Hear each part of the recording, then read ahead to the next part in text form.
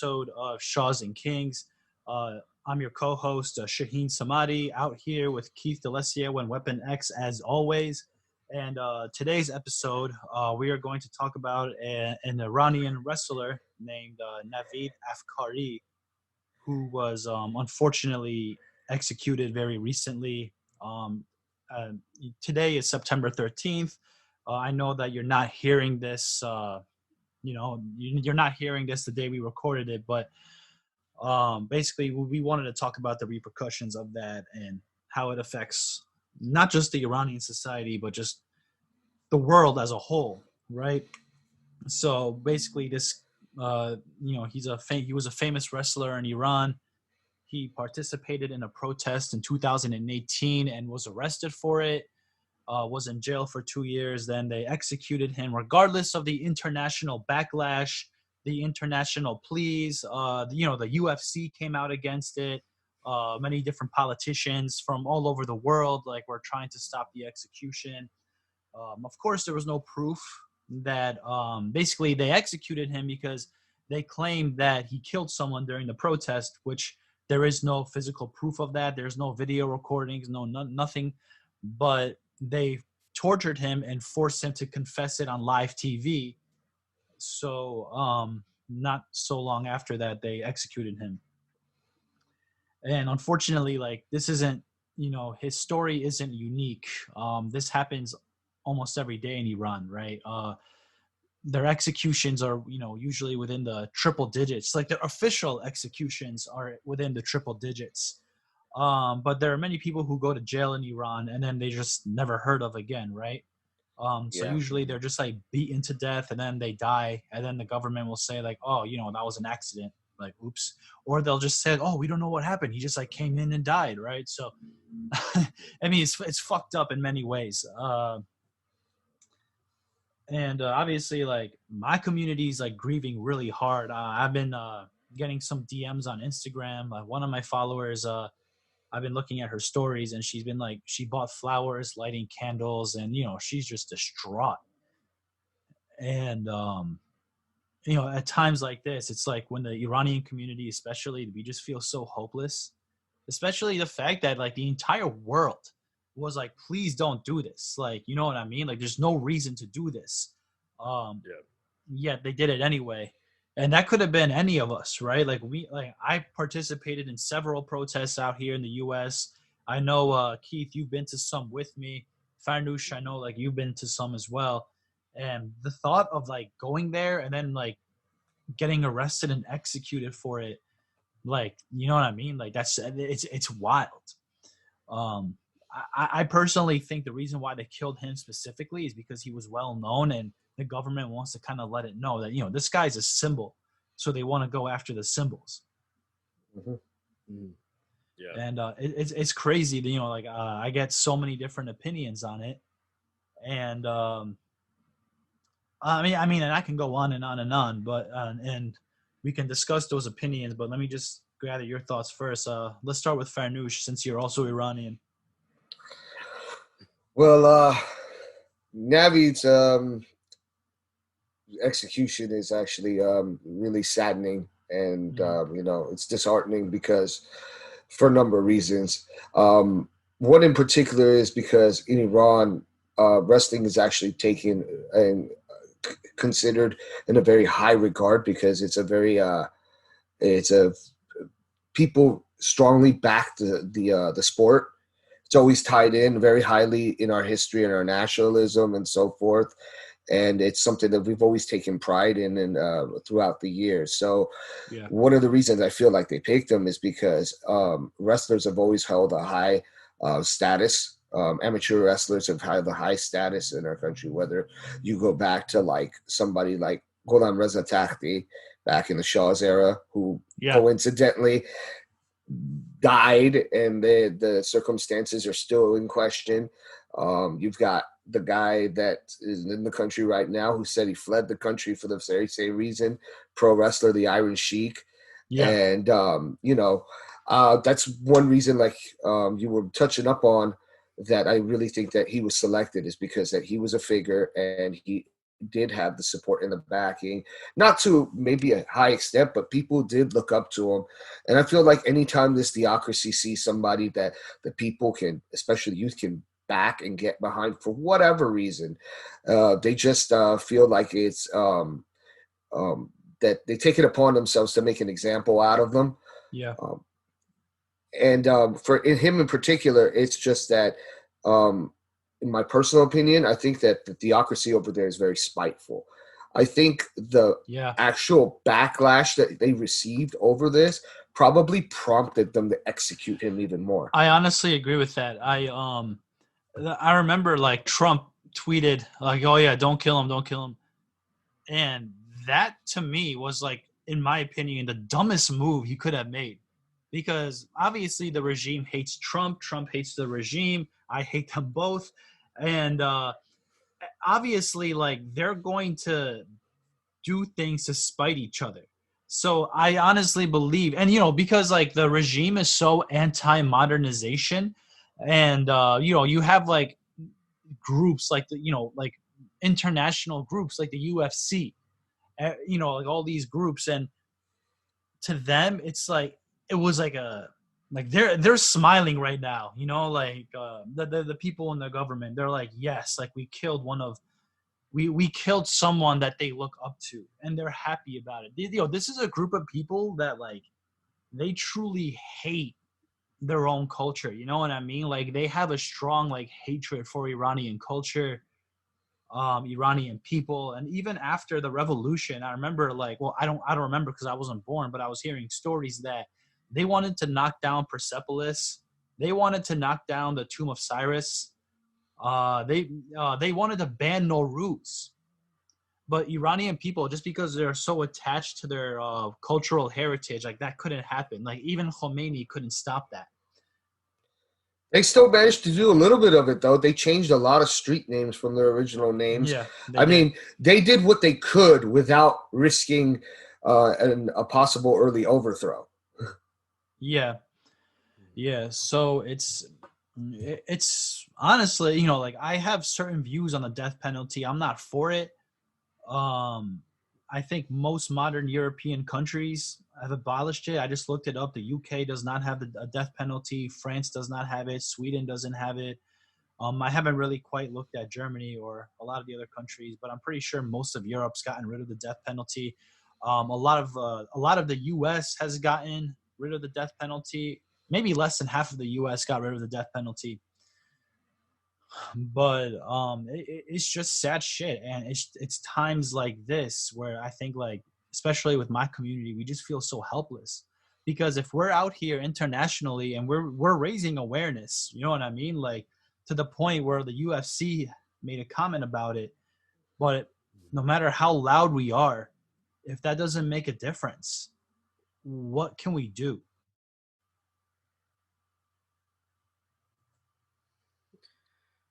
Shit, yeah. Mm. Yeah, and Yeah. go ahead. As a former wrestler and someone who, like, I follow ESPN, UFC, USA Wrestling, a bunch of different things online for that sport because it had such a great impact on me growing up. Um, I've seen all those organizations post about Navid and condemning his execution, trying to get it stopped. And that's one of the great things about that sport, but it also speaks to like other people now see what's going on in Iran. Mm-hmm. That a lot of the times Americans, especially, we just kind of pay attention to the United States. We don't really, not that we don't necessarily care about the rest of the world, but we don't hear about it, right? Yeah. So it was interesting to see that. Like, I already knew that sport had a lot of camaraderie from my own participation in it, but like it was cool to see that, even in Mm-hmm. spite of what ended up happening.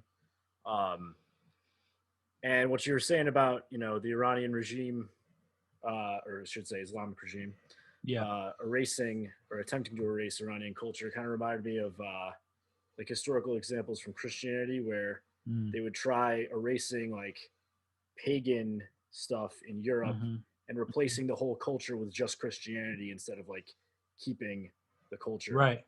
Right. And then what ended up happening is they basically just turned pagan holidays into Christian holidays Right. in order to like facilitate everything, but it still ended up being like to a certain degree oppressive. That's kind of what happened throughout Europe as well. I'm pretty sure, like, obviously, if you go to Greece today, most people who live there, the locals, you're not gonna really hear them say like, I worship Zeus and Yeah, talk about Hercules much, right? it's a very Same with the small pagan community in Greece. Yeah, yeah, I mean, yeah, of course. I mean, just like in Iran, there's a small Zoroastrian community, and mm. and in Rome, they don't really worship the Roman gods. No, And in Norway, I'm pretty sure most people don't worship Thor anymore. And it's something that happens like all over the like with these relatively new religions like Christianity and Islam. You know what I mean? It's uh, and I think like we as at me as someone who identifies as like a progressive, and I tend to be very like anti-religion fundamentalism. Period. Um, in America, that's Christianity that we're dealing with, right? yeah, And it's basically like the people like Ted Cruz who are trying to like enforce religion and Christianity into the heart of the American government. And that's why progressives like talk a lot of shit about Christianity is for that reason. Um, However, as a progressive who talks to other progressives, and I get DMs every day, like, back getting some praise and some backlash, in the progressive circle in America, Islam gets a pass. I might get a lot of shit just for saying that right now. So, probably will, just but you should say yeah, it. yeah, yeah. I mean, bear with me, right? And don't get me wrong, like to an extent in America itself, I think it deserves a little bit of a pass because like the Muslims who live in America, they're not trying to like and they're not trying to put Sharia law into the US Constitution or like they're not trying to pass Sharia law bills or anything like that. Um Christians are trying to do their own form of that though. Like the Muslims who come here, like they're conservative, like within like some of them are conservative in their own right, like maybe in their own household, but they would never force that on like the American society. Like they've actually came to America to escape the fundamentalists in their home country. But however, like when I talk to my own group, and I talk about the Iranians and their relationship with Islam, and I suggest that maybe we should question that relationship, I still get backlash. And I think that's partly to do with like what Trump has done, because like Trump has like pumped so much Islamophobia into like our current American society. Or maybe it was already there, but he kind of threw gas on it. And I think like what many progressives are afraid of is like if we publicly come out and like questions Islam in our society, it feeds into Trump's uh, anti anti-Muslim agenda, and I think like Mm. that's what like many people are afraid of. I would agree, but also even before Trump was elected, like when Obama was president, there was still like that more like progressive wing of politics still avoided saying the same things about Islam that they Hmm. did about Christianity. They would still like not Yeah, say those things, even though there's a similar level of, shall we say, conservative values that may be repressive to some people in both. yeah, yeah, and like again, and part of me understands why is because like in America, we have like this belief that's been conditioned into us that like Muslims are all like these turban wearing terrorists who like to like fuck their goats, right? Like that's what like a lot of people believe. Like and I think like a lot of progressives just feel obligated to like fight that myth, and I understand that, right? Mm-hmm. Like for example, like within the black community, right? Like you will hear like within the black community, like they do have their own issues But me, as someone who's not black, like, it's not within my rights to really discuss their internal issues in that community. To me, I'm just more concerned with how can I, as an ally, help. You know what I mean? Like, that's like, yeah, because we have to know your place as an ally. Right. Like, yeah. And Keith brought up something very interesting in terms of the Islamophobia existing prior to Trump and everything, because I can clearly remember it was an issue even during Obama's administration where Trump brought into question that the whole Barack being Muslim prior to him getting Yeah. elected and so forth, and you would Yeah. think maybe there shouldn't have been anything of it, but it was actually a talk that people would have and Christian progressives would bring up continuously over and over again. And to this day, I mean, if you really think about it, what would happen if like a person of a religion other than um, progressive Christianity were to actually win an election and become president? You look at it. I mean, even Mitt Romney, who was a Mormon, he got backlash over that. There is an agenda out there between progressive Christians in this country to kind of keep that in house, so to speak, and exclude for fear, of course. It's pumped within. It's like you said, people have been conditioned. They pump this fear into people, and they think for whatever reason their whole way of life and the way that everything is structured would just fall apart for some reason if they allow other cultures and their beliefs to integrate within American politics and society. Yeah. Yeah. And by the way, I just got a notification on my Zoom just saying that for some reason they're going to end this meeting in 10 minutes. So there might just be like a brief pause, and we can take care of that. It won't be an issue.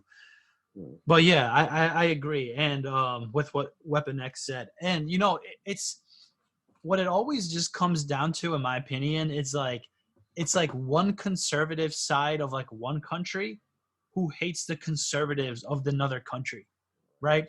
Conservative Christians hate conservative Muslims and vice versa. But that's not really an issue with like progressive Christians and progressive Muslims, right? Like if you're like if you're pretty like liberal and open about it, like your religion doesn't matter. You know what I mean? Like to uh like I don't I've seen like like people who are more like progressive minded, and some are Christian, some are Jewish, some are Muslim, and some are atheists, whatever, and they get along fine. But it's always like the conservatives of like every culture and every country that like are against each other. And I always compare. When I went to Iran in 2016, I remember I went on a tour, and I saw so many beautiful things, connected with many beautiful people, went to Persepolis and all that. And it was probably one of the greatest uplifting experiences of my life. But then I remember the final place they took us was a mosque. And it happened to be the day of like one of Prophet Muhammad's great great grandsons or something like that. And so there was like a rally, and it wasn't really the most friendly rally. It was like some mullah in front of the mosque with a big crowd of people, and they were all holding like like posters of Khomeini, and they were like, death to America, death to this and that. I'm like looking at my dad, I'm like, yo, should we be here right now? Like I don't look that, like I'm Persian, but I don't look that Persian. And my dad just like laughed, and he's like, nah, you'll be fine. But when I saw when I saw those people, it reminded me of the same people who support Trump. And like I always say, like, yo, the people who support the Ayatollahs in Iran are no different than the people who support Trump. They have the same religious like fundamentalist beliefs. One of them is like, one group are Muslim fundamentalists, the other ones are more like Christian Western fundamentalists. They both like, Evangelicals. Two yeah, sides to the same coin. yeah, they both go to these like like some people talk about these Trump rallies as if it's like a cathartic experience. And same with the people like I know in Iran, like when the Ayatollah Khamenei does like his Friday morning prayers, like a lot of people go to those prayers because it's like a. And I even saw an interview where like one of the guys was talking about it. He's like, it's a cathartic experience for them.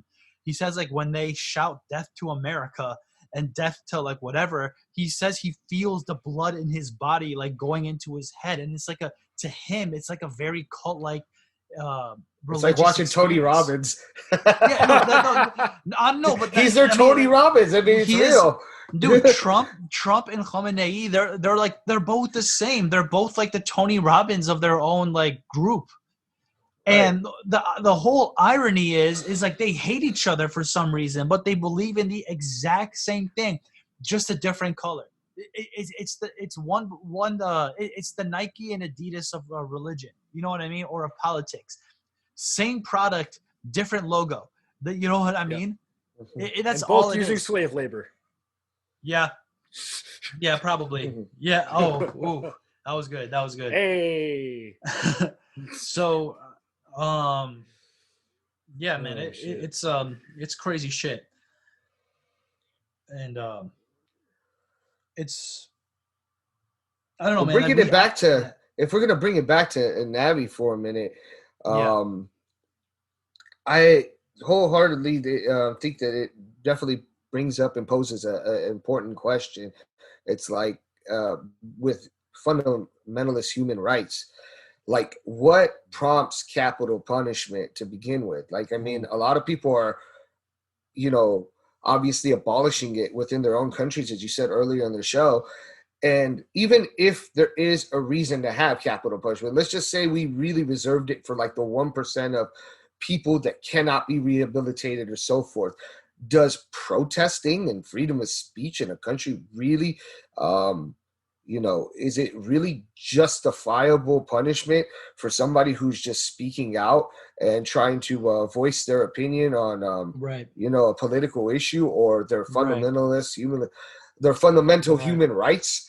I mean, personally, I think that, yeah, other than what the theocracy thoughts are on this, as just as a human being, to be able to voice your opinion, I think that it was totally unjustifiable for them to go ahead and right. put a man to Well, death. remember what their excuse is. They're not killing him for protesting. Their excuse is they're killing him because they're accusing him of murder. And when he was in prison, they beat the shit out of him and did some horrible things to him while they were torturing him. I don't even want to get into like what they were doing, but they forced him to like confess a crime he didn't do, and they hung him because they claim that he killed them. He killed someone. So the question, your question is killing someone for killing someone, is that justifiable?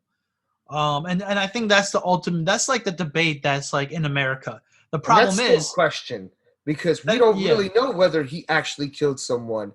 There's no other than a confession that was probably drawn out of him through torture. Do we really know through due process of any sort of law, did this man actually kill somebody? And if right. not, is it still justifiable then to have sentenced this man for and sentenced him for a crime that we don't even know whether he committed? It's not that we don't know. It's like I'm 99.99999% sure he did not do it, and I'm actually 100% sure he didn't do it. What do I mean? 99 point? It's I don't know, man. I personally don't believe that the state should have the power to end a life. Unless you know what I mean. Like I don't believe in death as a punishment. I don't, because like the way I've always viewed prison and the whole justice system and the way I'd like to view it is it's not there to enforce right or wrong, but rather to keep harmful people away from society. So, for example, if you're going to put a murderer away for life, it's not because you're quote unquote punishing that person, but you realize that this person is a threat to humankind and he needs to be put away.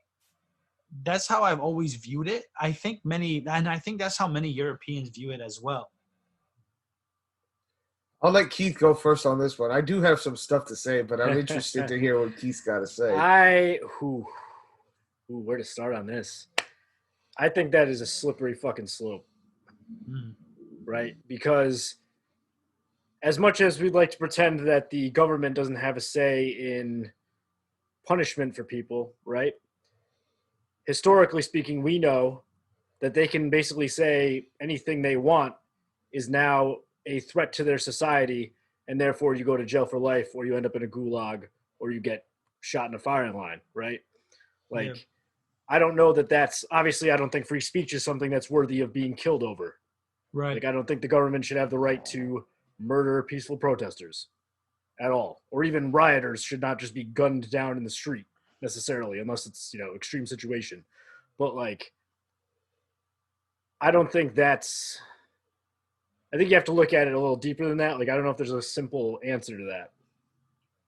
No, I hear you. But I personally have always believed the body that governs society needs to be a better example than the individual. Like, I know personally, like, if a person loses someone, has someone killed, and that person goes and tries to avenge the person he lost, I'm for it. You know what I mean? Like, I totally understand. And I wouldn't stop it. I wouldn't legally encourage it, but I would God, knock on wood, God forbid, if something like that were to ever happen I would go on a rampage, towards that one person who did it. Right. Right. But I'm not the government. I'm an individual. I'm a human being. That's what my human nature causes me to do. Yeah. Well, there's a difference between lawfully right, and morally right. So you might think avenging something is morally right. Correct. Right? But that doesn't mean that the law system permits that. Yeah. So, like, for instance, for me, for example, if somebody killed someone in my family or killed my family, I would murder them and their entire family, and then I would accept whatever punishment came to me after that, but knowing that I did the right thing for myself, right? That's the way I view it. Yeah. But I guess the question that's tricky too. And I'm 100% like see where you're coming from, but like, where do we draw that line as like the end of like, if what's best for you, you know what I mean? Yes. Every there's 7 billion people on this earth, or maybe less, maybe more, but everyone has something unique that's best for that one person. There's 7 billion versions of best for me. Right. So I'm for freedom. I'm for liberty. I spent the last 10 years playing Assassin's Creed, so I'm more pro freedom than I am pro order. But yes. I think there still needs to be like a sort of like basic line of, well, you shouldn't kill. So there are basic lines of civility, right? Like, there's a certain level where society needs to function in order to have like an actual government or society. We can't be like Somalia where there's no government and there's warlords like controlling 3 blocks each and just mayhem, right? But at the same time, like, well, the way I view it, Shaheen knows this, I'm a libertarian, right? So I believe you should be free to live your life as you see fit, provided you are not infringing on the rights of others to do the same. Yeah. Right? So that applies to basically everything, right? That's the ultimate freedom for everyone, provided that their, whatever their proclivities are, do not infringe on others' rights. That's the way I like to view it. So, like, I'm not against a certain religion or a certain group of people or sexuality. I don't give a shit, right? Just live your life as long as you're not harming others. Go at it. Yeah, right. And the whole the libertarian groups in America, they're a little sophisticated. they're a little bit. There's multi layers to that. There's a lot of division, yes, It's to say the because, least. like, I mean, like, I don't Joe know. Jorgensen. Oh yeah. I mean, Oh yeah. I don't know. I don't know how I feel about her. Her But memes are the best, man. libertarian, like, it's fine, man. Libertarian politicians do embrace memes. That, but look, I think, like, I mean, I identify as someone who's more liberal / progressive, but more or less, I believe in the same thing. Like, we shouldn't really be infringing on other. We should, have the freedom to do whatever the fuck we want to do, unless I'm not hurting anyone else, and that my moral system is not infringing on yours, and vice versa. And I think, again, it all comes down to the issue I have with conservatives, and whether it's Western conservatives or the Muslim conservatives in Iran, is they want to take their own moral code and enforce it on other people through a legal system. Yes. Right. Yeah. And that's like what I have a huge issue with. And that's not a cultural thing. Like, you know what I mean? That's just like a cancerous ideology, for lack of a better term.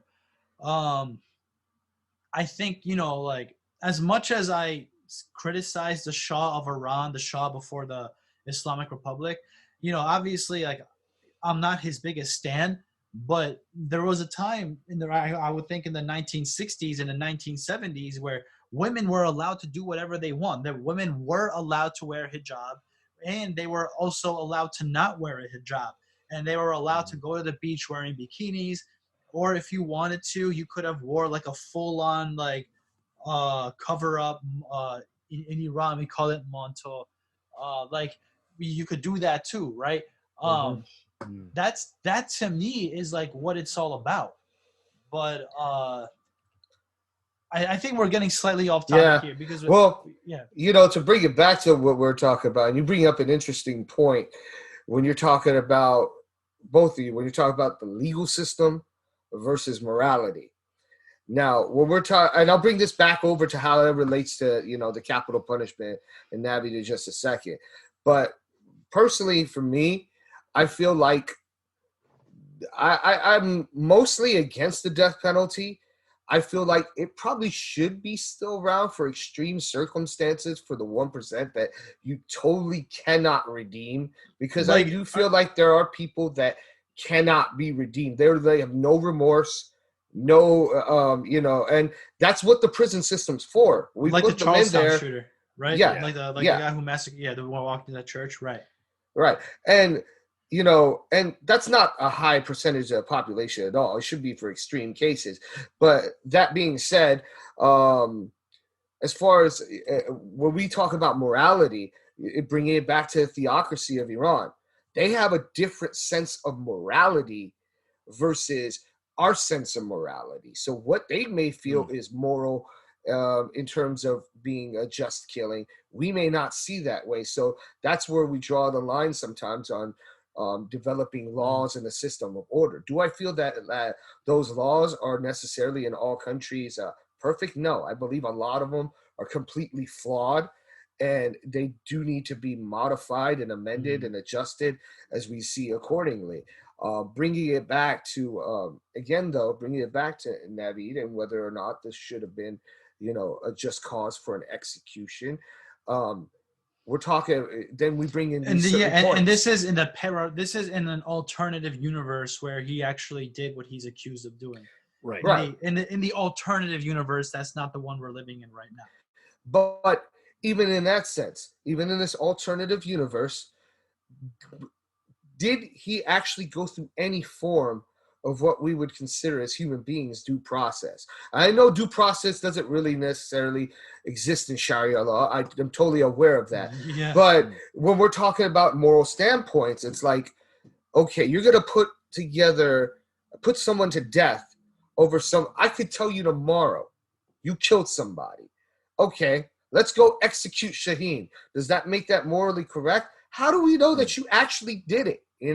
Is there a process? Was there an investigation to find out whether he did it? And if so, let's say in this alternate universe, he killed somebody while he was being beaten and tortured. Well, maybe he did kill someone. Let's just say in the alternate universe he did kill someone. But maybe that was justified. Maybe he was driven to that because 6 or 7 assholes in Evian prison probably beat the shit out of him and forced him to a point where he thought he was at life and death. At that point, is it still moral to invoke capital punishment? And I think when we talk about the case of the Islamic Republic, the regime, as we so fondly call it, or unfondly, depending on what we. Yeah. But you get what I'm saying. It's like, okay, in that case, in that case, was this man? We're still looking at it. If he killed someone, was it justified? Or are these people who were beating him, were they even justified in driving him to that state where he felt like he was at the brink of life and death and had to do something like this? Right. And that's I don't think that's a call for that should be placed based on religious beliefs and just a theocracy. We really need to look at all the facts of it and morals in this alternate universe. Now, if you ask me personally, I say 100% he didn't do it. I think it's like a false flag, whatever you want to call it. I think this is a bullshit propaganda that they're trying to sell to people that people aren't buying. And that's in this universe. But if we're talking about that universe, then I still think that it was completely wrong for them to put capital punishment. And if you look at countries with a high rate of capital punishment, the Islamic Republic is probably in the top 5% of those. And when you're looking at whether they disappeared, Iran and Saudi Arabia. Yeah, and when you're looking at those, how many of those are actually even documented? People disappeared, just like you say. And if that's the case, how in the world is any of this justifiable by what we would call fundamental human rights and what we as human beings deserve in order for us to, whether we can prove whether we did something, didn't do something, whether something was right for someone to do or wrong for something to do. In this case, it's almost like saying none of that matters. What we say goes, you die. And that's just completely wrong to me. Yeah, 100%. That also brings up in this, I from what I read, at least he was accused of killing a cop, right? It was a security guard, I think. That's what they're trying to That also brings up the point. Was it a security guard? I think that's what they're saying, yeah. Was it a security guard? Okay. But let's say, like, you're getting beaten by a cop, too, right? Let's use that for a second. At what point are you allowed to defend yourself against a police officer? Right. Right? Absolutely. Or a security guard, same thing, right? Like, to a certain extent, yes, they're doing their job, and you should comply, assuming certain factors are in place, right? But if somebody's just beating the shit out of you and they happen to be a cop or a security officer, who's to say you're not allowed to defend yourself? Right. I think they're given like extra... If you happen to kill them while defending yourself, right? Like, it's an interesting little quandary there. Right. Yeah. No, I think like they get put on like a pedestal almost, like the police officers and the security guards.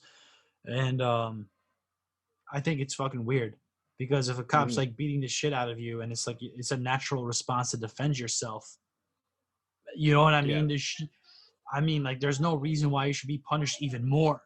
You know what I mean? Right. It just makes no sense. Now I understand why certain laws are in place to discourage you from disobeying police officers who are actually in a perfect world, assuming that these are good cops, which a lot of them aren't. But yeah, I don't know. I don't know what the solution is, man. That's a tricky one. Yeah. Yeah. That we'll have some fun comments on that one, I'm sure. Yeah. I think the only way is to become a Shah and king in your life to avoid these situations.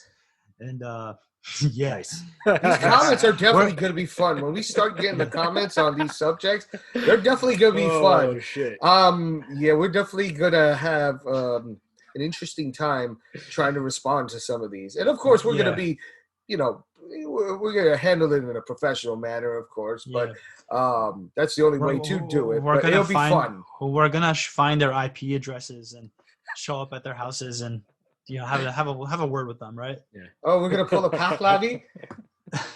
We'll pull the Savak? Oh, yeah. We are the new Savak. Or Sepa? Basically, we become what we hate. Yeah. Shaws and kings. The tyrannical shaws and kings that they cannot overthrow. Yeah. So one thing I wanted to, I don't know, like I kind of wanted to get this off my chest, and I think we have a little time left. Is and this pertains to Iran, and me, like Farnoosh would understand this a lot. Is that every time, like the Iranian community, whether it's in Iran or it's diaspora like us, we're not monolithic. You know what I mean? We are so diverse when it comes to like our opinions on shit that it divides the fuck out of us. And even on the things that we agree on, we find a way to disagree with certain parts of it, and it breaks us even further. And it's crazy. I've had one of my recent follower, like a fan, like, well, I thought she was a fan. I don't know. Like, we agree, like, we both hate Trump and we both aren't fans of the regime, but she recently unfollowed me because of how I view of of my view on Islam, right? We were having a conversation through DM. I was very civil with her, and she didn't like what I had to say, and or like no matter, it's weird to me how we are as a community, and especially every time something bad happens to Iran. You know what I noticed? Like a lot of like these reactionary things are. It's like, oh, something okay. Like for example, like with Navid, getting killed. I see a lot of Iranians advocating that the UFC and the Olympics should ban Iran from sports. I don't agree with that. You know what I mean? Like what they're trying to, like, I understand the logic. It's like you're punishing the government. Like that's what they think they're doing. They're punishing the government uh, by banning the Iranian people from playing sports. The Iranian government doesn't care. You know what I mean? Like, they think it's a joke. Like, or for example, every time something happens, like I see some Iranian Trump supporters who are like, yes, we need more sanctions. It always seems like the solution to every problem that their government creates is like, all right, we should hurt the people more. You know what I mean? Like it's so lacking of consistency and reasoning. And I got so many DMs like this morning because I'm like, look, like, and like I got this girl's like, yes, she was we need to like ban the Olympics, more sanctions. Like, why? Like where we got to put pressure on the Iranian government. I'm like, but you're not putting any pressure on them. Like, Khamenei is still living in his palace, fucking has colon cancer. I think it's not colon cancer, prostate cancer. He's had that shit for years, still alive, and still getting like top shit, like medical care. Yet the people are hungry. They can't afford to buy food because of how bad the inflation has gone up, and it just seems like we have no like. Then when we discuss this as a community, like emotions come into play. Like me, I hate Trump and I hate the regime. When I criticize sanctions, they say that I sympathize with the Ayatollahs. When I say like fuck Trump, they say I sympathize with the Ayatollahs, which is garbage. Because I've already said, that's a garbage way to think. Because I've already said they're the same. Trump and they're the same people, just with a different brand, right? Or if I say, and then like because of certain circumstances, if I say fuck the regime, some people, they'll try to say that I'm helping Trump's agenda, or they might accuse me of being hard on Islam, or they might, I don't know, man. And it's like they think that by saying fuck the regime,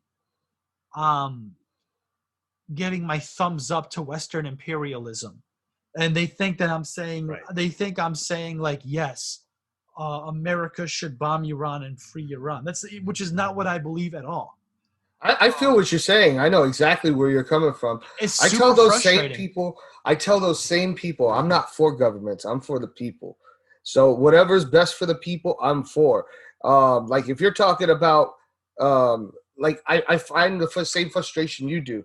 But at the same time, I'm looking at like every time I'm looking at Trump saying we need more sanctions, we need more sanctions. You're not punishing the government.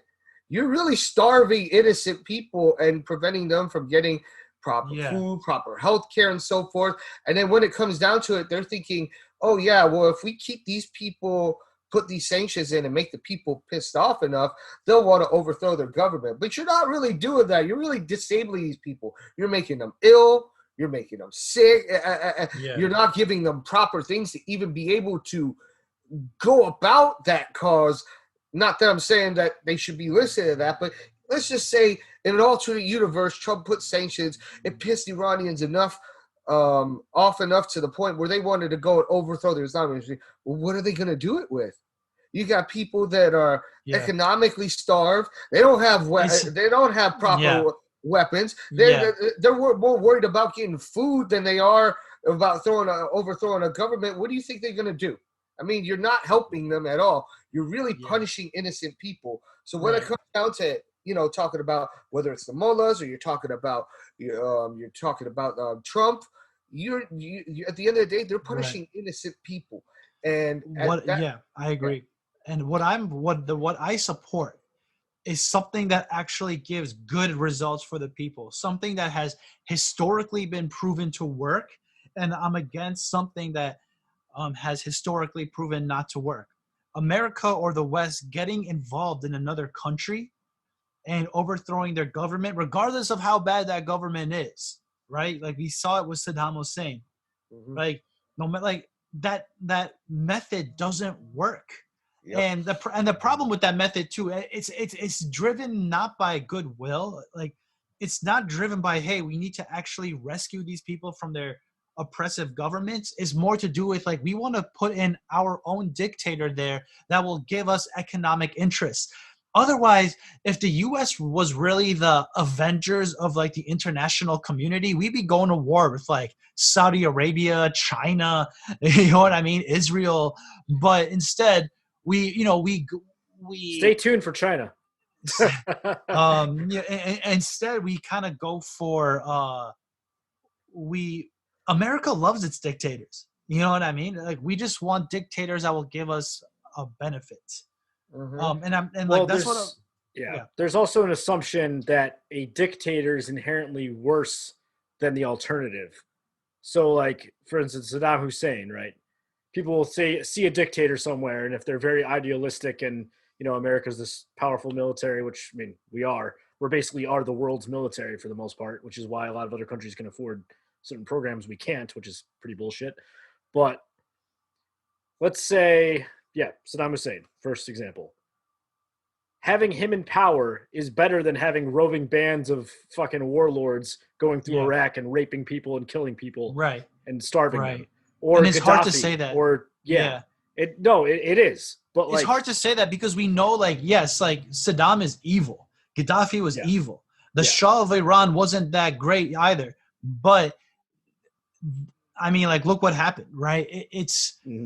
What ends up happening is we create power vacuums, and a lot of people don't understand the concept of power vacuums. Like they just think that when you have to say, like, when you overthrow a government, it's not like you're not just switching out one person. Like a lot of people think that, like, if you go into Syria and kick Assad out, you're not just like, you have to replace the entire military. That takes years. It's destroying the entire structure of that country. And then leaving generally nothing there. So anyone who's opportunistic or has weapons or resources will just swoop in and try and take that shit. Yeah, exactly. It's happened.